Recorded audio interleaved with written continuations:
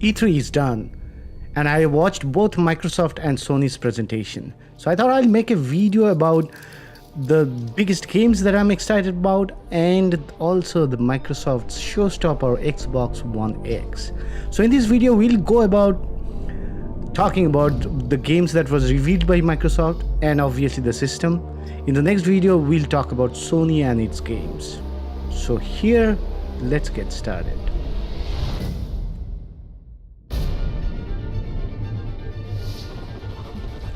Definitely we'll have to start with the elephant in the room. That's Xbox One X, what we knew previously as Xbox Scorpio. The spec of the Xbox One X is very impressive. So it will do 6 teraflops, that's the GPU power. It will have a custom CPU of 2.3 gigahertz. It will have 12 GB of GDDR5 and obviously 4K UHD support from natively, basically from the hardware itself. So it's going to be a beast, and we already heard from Digital Foundry, who have tested this device, that the fit and finish of the device is top notch. It's state of the art. So I have not been a Microsoft or a Xbox fanboy, but I think this is the time for people like me to finally become Microsoft fanboy. So I'll definitely buy the Xbox day one.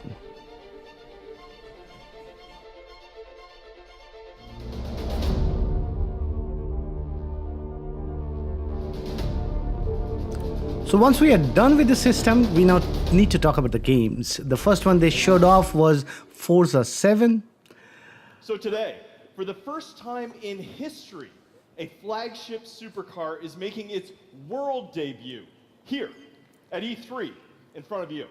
Ladies and gentlemen, may I present the 2018 Porsche 911 GT2 RS. That was awesome. Can you imagine the importance the video game industry have recently got? That they're releasing a new GT2 RS in an E3 press conference. That's unheard of. That's something I have never heard of before. I don't know if I'll play this game, but it will be the ideal game to show off the Xbox's power of 4K. And this will be a very good looking game. I have not been a fan of racing games for quite some time. In fact, I've stopped playing racing games altogether for a lot of years actually. But this may be a turn for me also, where I pick up another racing game and try to find myself again in the racing scene. And then we need to talk about the next game. I haven't played the first one. This is Metro Exodus. The gameplay footage that was shown was awesome. This would be like a post-apocalyptic world where humans are not the most powerful species anymore. You are always scavenging for ammo and other supplies. I haven't played the first Metro, so I could not relate it to the previous game, but whatever they show off, I'm pretty excited just by looking at this trailer and the gameplay trailer basically. So I'll let you guys watch the rest of it. It was awesome.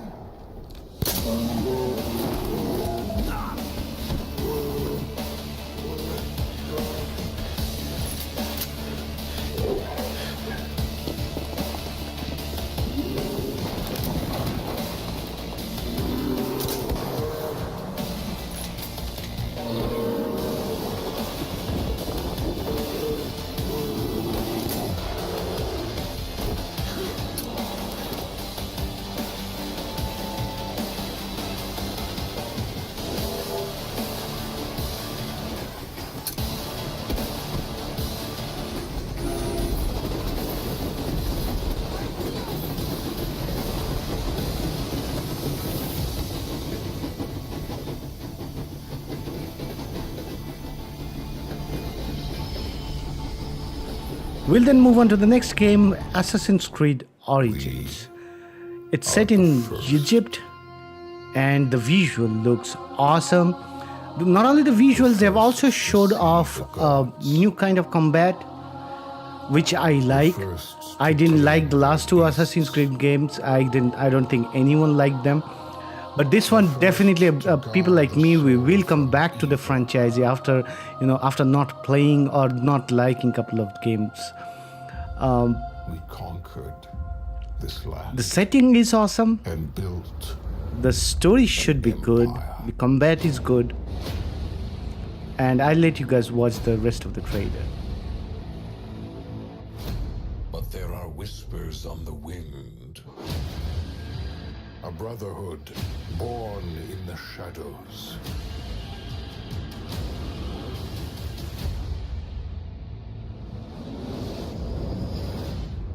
They are the first to call themselves the Assassins.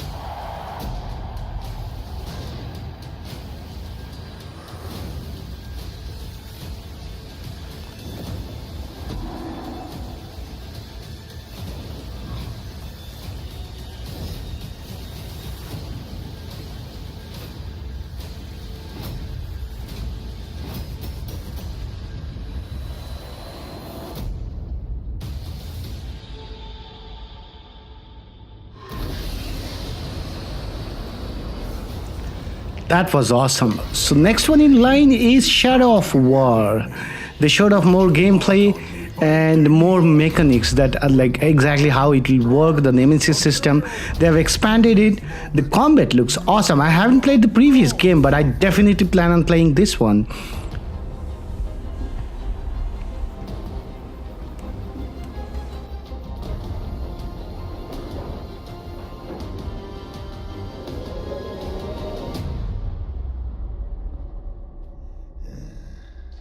I've had enough of your mouth, Bruce. So now I'm gonna kill you. For all these orcs to see. Always said you were an optimist. Know what that is, mate? It's about sizing up a situation that's bloody impossible and saying, yeah, all right, I'll have a go. I'm exactly the same way.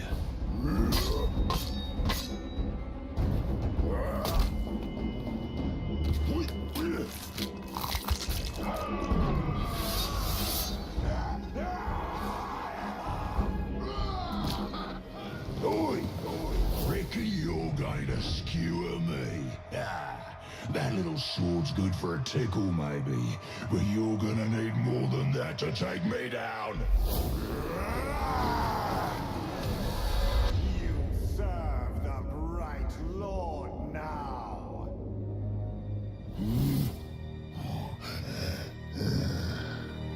Bright Lord, Dark Lord, same thing really. End result's me ripping spines out, which I like to do anyway, so either way's a win. A fine addition to our army. Name's Bruce. From here on out, I will be your shadow. No one gets to you without my say-so. Don't worry about my enemies. They will all follow eventually. You want to plant your flag in Mordor, you'll need to do it deep. There's a fortress nearby. They say it's ruled by a two-headed troll big as a mountain and deadly smart, which, well, I guess he'd have to be given the two heads. You take him down, you'll send a message to Sauron and get yourself some nice new digs as part of the bargain. I'm not going to do this alone. Gather your troops. Will do. Ooh, just make sure you let me pop his heads off, won't ya?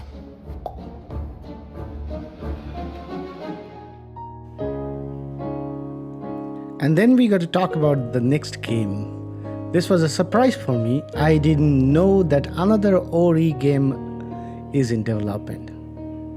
So this is Ori and the Will of the Wisp.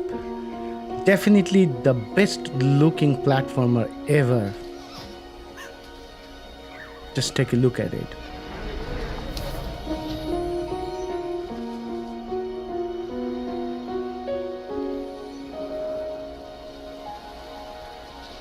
Now, Ori and the Blind Forest, I think one of my biggest missed game, and I plan on playing it just before this game comes out.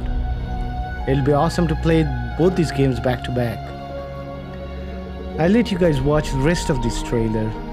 It's awesome visually.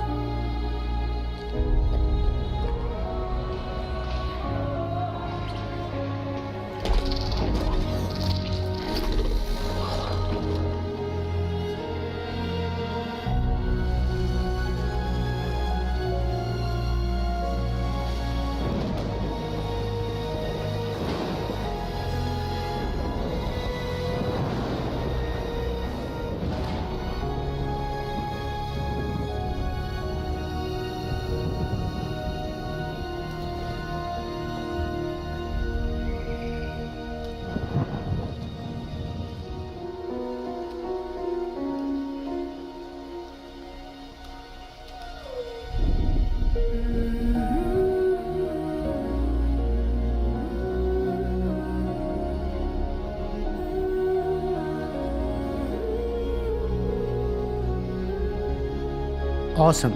And then there was this. The best looking game on Xbox. I don't know if it's a complete exclusive or launch exclusive. It's made by EA and it's called Anthem. And it's been dubbed till now as Bob Dylan of video games. And I can see why. Listen, there's trouble. So immediately you start getting a Destiny kind of vibe, a little bit of Titanfall here and there. I hired some people. You'll see They weren't more freelancers. of exosuit and stuff. They said they could handle And it. The price was awesome right. action. I thought maybe. Unbelievable. You're right. It was stupid. I'm sorry. But they're still out there. Somewhere. If you could just bring them back. Anything you need.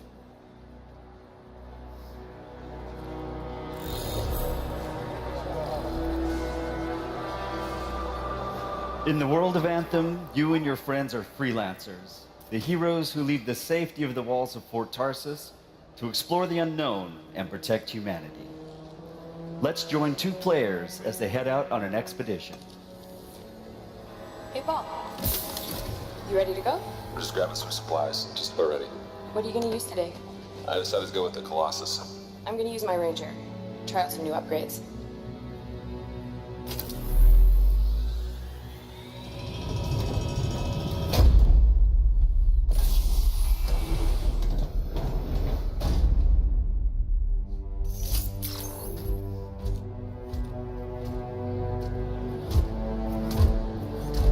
Just like Destiny, in this Every player game will you own can an play array with of frames exosuits we and call it looks like javelins. These suits give new players people will superhuman join in, capabilities or you can play and are with heavily mates. customizable Like so they here we'll look and see play that how you one guy want. joins in. There you go. Man, looking good. Nice, you've got a mortar equipped. Yeah, I got it on the weekend. Got it on the weekend. And the overall premise of the game is awesome. Another post-apocalyptic, I think games only make sense in post-apocalyptic era, post-apocalyptic world. This is a vast open world you explore with your friends. Yep. Each Javelin exosuit has its own unique playstyle. The Ranger is balanced and all-purpose, while the Colossus is a tanking powerhouse. Alright. So here they'll actually show some gameplay, some action, and I really like watching action instead of a cutscene The world kind of Anthem is trailer. hostile, and threats can come from any direction. Will the game look as good when it releases? That's yet to be seen, but I'm already very hyped and excited for this game.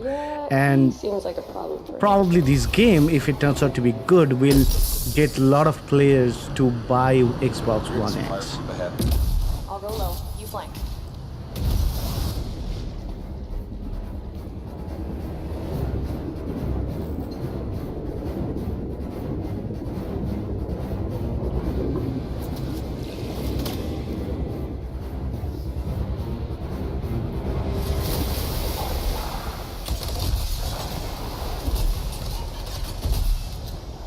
Hang in there. Almost there.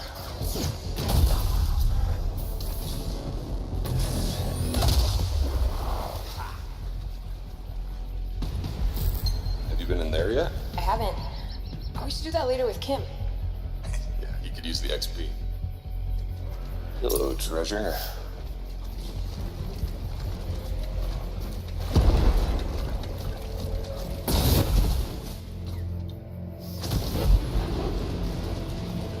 I think we got some action there. Anyone, we're under attack. Anyone in the area, we're under attack. I think that's part of Praxis' mission. You can equip your Javelin exosuit with gear that brings devastating power to combat.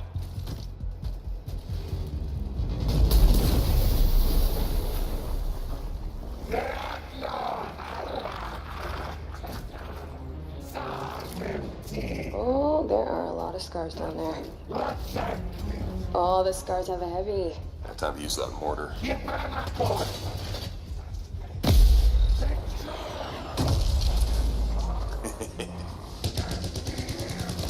me some covering fire.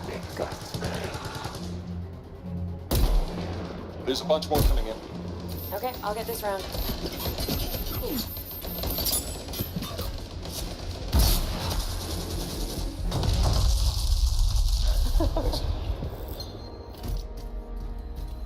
Oh, come on. Be something good. Oh, yes! Jerry's wrap. Oh, nice. Large-scale world events like Shaper Storms are dynamic and pull you off the beaten path with the promise of new stories to discover. Oh, Shipper Storm incoming. Okay, actually, let's get some more people. Hold on a sec. Hey guys, what's up? Hey, what's happening? I'm right behind you.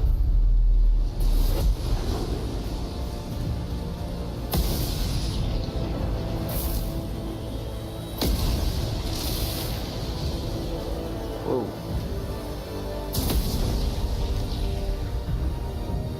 This storm is getting crazy.